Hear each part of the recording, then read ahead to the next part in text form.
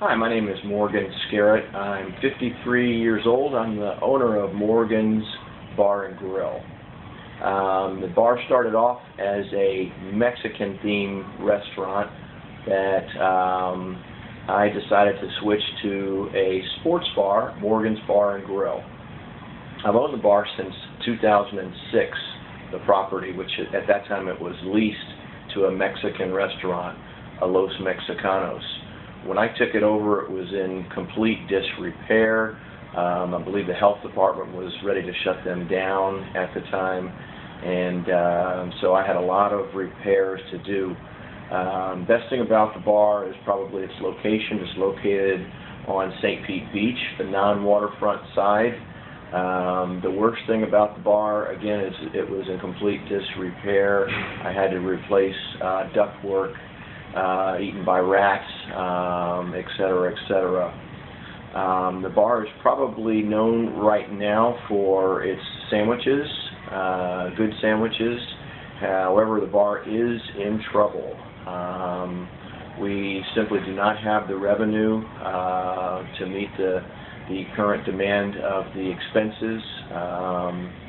The labor, food costs, etc. are very high. And it seems that the bar part of the restaurant, while the bar part does attract customers, the weekdays and weeknights are very, very difficult. And the restaurant, which is a separate entity, is in fact an even bigger challenge. When we do have customers, they seem to be located in the bar area and not in the restaurant. The menu is very, very difficult to read. Typical complaints from customers would be probably that the menu is difficult to read. The staff, I have changed general managers / chefs for the third time in less than a year.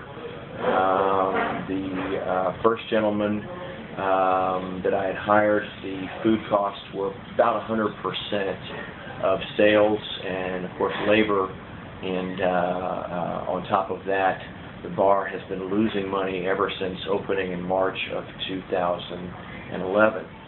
The clientele is mixed. There's older and younger people that come to the bar. The staff mostly gets along better now than before. I have let a number of people go, and as far as what kind of a boss, I'm probably an easygoing boss, probably too easy. I'm at a disadvantage because I am in another business. I'm actually I have a new car dealership, a family-owned business that takes up most of my time, so I have to depend on management. And like I said, I have hired yet another general manager / chef to make that happen. If the bar and business does not improve and continues to decline, we will not make it. That's why I'm reaching out to BarRescue for some advice and recommendations. The vision of the bar actually is very confusing because we don't know if we want to make the restaurant a bar, an eat-in bar, because it seems like that's more successful maybe on the beaches, that it's just a giant bar restaurant rather than a separate / restaurant separate from the bar, which currently it is now. It's a 4,200 square foot building. One side is the bar and the other side is the restaurant. Blame for the drop-off in business really couldn't be anyone in particular, with the exception that there's been a very much of a lack of management from the top going down from the very beginning, from the first general manager through the second. Who picks the menu? The current menu that we have now would have been the last general manager / chef. And as a matter of fact, he was so confident in the menu that he printed 5,000 of them to be used, and they have, I think, 14 misspelled words in the menu as it stands now. I feel like I absolutely need, and we need, the current general manager. We would love to have some advice from some outside force coming in for assistance. The now kitchen manager slash chef is very reluctant to have anybody. He has been here since the last general manager, does a great job. I feel like the food is very good. No complaints about the food that I'm aware of. It's just the lack of revenue. I need this show because I need someone to be a mediator with experience to tell us what direction finally to go in to help us be successful. Once again, if the current rate continues, we will not be in business. I did lease purchase the restaurant and bar back in 2006. The last GM slash chef was very bent on having theme nights, which I was opposed to. We threw money at that. We gave specials to people in the hotel industry. So Monday night was industry night. Tuesday nights was a honky tonk Tuesday with face painting and clowns for kids in the bar area. Wednesday nights was little black dress night. Thursday nights was a locals only, and Fridays was 80s music.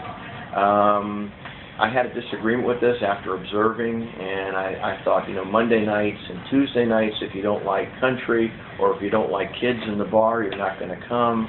Wednesday nights, the little black dress, this is a beach community, and if you were not pleased with your figure or you didn't like to be in a competition with little black dresses, then you wouldn't come.